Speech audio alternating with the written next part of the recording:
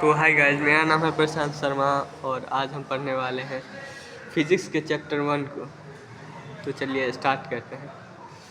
तो यहाँ पर लिखा गया है प्रकाश क्या है। तो प्रकाश वह कारक है जिसकी सहायता से हम किसी वस्तु को देख पाते हैं। किसी वस्तु को देखने के लिए जैसे कि प्रकाश, जैसे लाइट की जो आवश्यकता पड़ती है उसे ही प्रकाश कहते हैं। प्रकाश एक प्रकार की ऊर्जा है। प्रकाश से हमें विटामिन डी मिलता है और ऊर्जा भी होता है, एनर्जी। जब हम सुबह सुबह उठते हैं तो उसी से हमें ऊर्जा मिलती है, प्रकाश से। प्रकाश हमेशा सीधी रेखा में गमन करते हैं, एकदम स्ट्रेट लाइन में प्रकाश जो होता है, जो डायरेक्ट सीधी रेखा स्ट्रेट लाइन में गमन करता है। यह निर्वात से होकर गुजरते हैं। निर्वात मतलब क्या होता है? जहाँ पर हवा नहीं होता है, हवा रहे या ना रहे ये गुजर जाता है प्रकाश।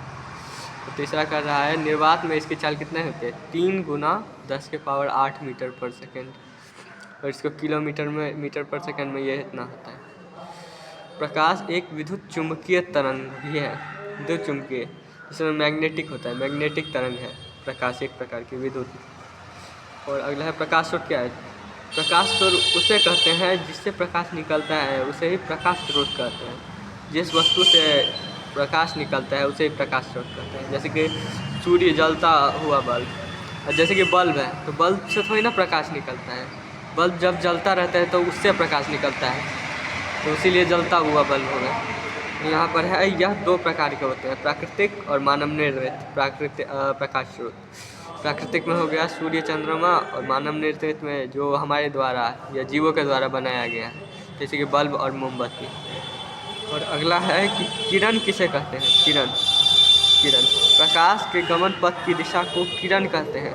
जैसे ये सीधी रेखा है, प्रकाश के गमन पथ ऐसी ही होती है, तो इसे किरण कहेंगे। किरण पुंज, जब बहुत सारे किरण मिल जाते हैं तो उसे किरण पुंज कहते हैं। जैसे किरणों के समूह को किरण पुंज कहते हैं। यहाँ पर देखिए बहुत सारे किरण हैं, तो ये किरण पुंज हो गया।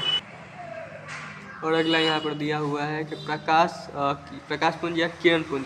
प्रकाश पुंज को ही किरण पुंज कहते हैं। किरण पुंज 3 प्रकार के होते हैं, ये मुख्यतः मायने होता है। एक होता है समांतर किरण पुंज, जिस प्रकाश पुंज के सभी किरणें एक आपस में समांतर हो, यहाँ पर देख सकते हैं, यहाँ पर सभी की दूरी एक समान होगी, तो ये समांतर किरण पुंज होगा।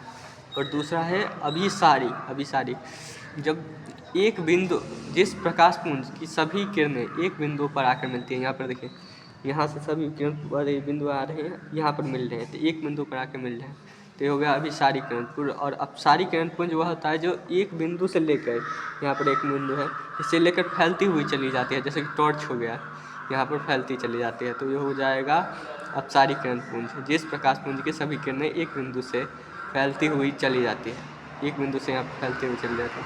और अगला है प्रकाश के गमन के आधार पर पदार्थ के 3 प्रकार होते हैं।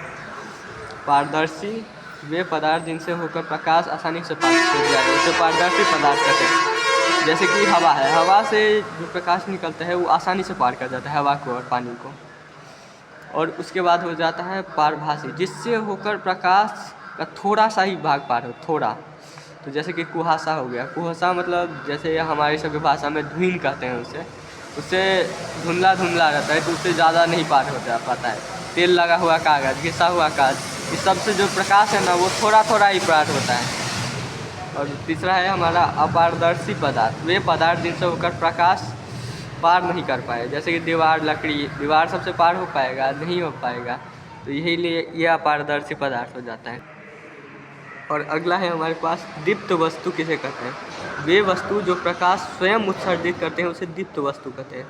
जिससे खुद से प्रकाश निकलता है उसे दीप्त वस्तु कहते हैं। जैसे कि सूर्य, तारा, ये सब जो है इससे खुद से प्रकाश निकलता है, इसका खुद का प्रकाश होता है। और वहीं अदीप्त वस्तु में देख ले तो वे वस्तुएं जिनसे प्रकाश उत्सर्जित नहीं होती है, जैसे कि कुर्सी, टेबल, पंखा, बल्ब। बल्ब तो इससे तो होता है, तो जैसे कि टेबल, कुर्सी वगैरह वगैरह, ये चीज़ सब हो गया जिससे प्रकाश नहीं निकले। और आगा है प्रकाश माध्यम किसे कहते हैं। यह एक ऐसा क्षेत्र होता है जहाँ प्रकाश की किरणें निकलकर आँखों तक पहुँचती है। यहाँ से प्रकाश की किरणें जो होती हैं वो निकलकर आँखों तक हमारी पहुँचती है, जैसे कि हवा, पानी, कांच। अगला है प्रकाशीय माध्यम 2 प्रकार के होते हैं। एक होता है समांगी माध्यम। यह माध्यम ऐसा व्यवस्था माध्यम है जिसके प्रत्येक भाग का गुण और बनावट एक समान होता है, जिसके सभी, जैसे कि जल है तो जल का जो सभी मॉलिक्यूल होता है वो एक समान ही कार्य करता है, एक समान पदार्थ का ही होता है। और कांच जो जिस चीज़ से मिलकर बनता है ना, वो एक ही पदार्थ होता है, वैसा इसे समांगी माध्यम। विषमांगी क्या है, एक ऐसा माध्यम है जिसके प्रत्येक भाग का गुण और बनावट एक समान नहीं होता है, जैसे कि विभिन्न गर्म पानी और ठंडा पानी या हवा या का मिश्रण, ये सब का गुण और गुण एक समान नहीं होता है। अगला है हमारे पास छाया। छाया जिसे हम शैडो कहते हैं। प्रकाश के गमन पर जब अपारदर्शी वस्तु रख दी जाती है तो प्रकाश उसको अपारदर्शी वस्तु को पार नहीं कर पाता है, इसलिए वहाँ अंधेरा बन जाता है, जिसे ही छाया कहते हैं। आई होप कि आपको ये वीडियो पसंद आया होगा। पसंद आया तो लाइक कर दीजिए और चैनल को सब्सक्राइब। ऐसे ही मोर इंटरेस्टिंग वीडियो के लिए thanks for watching Prashant institute.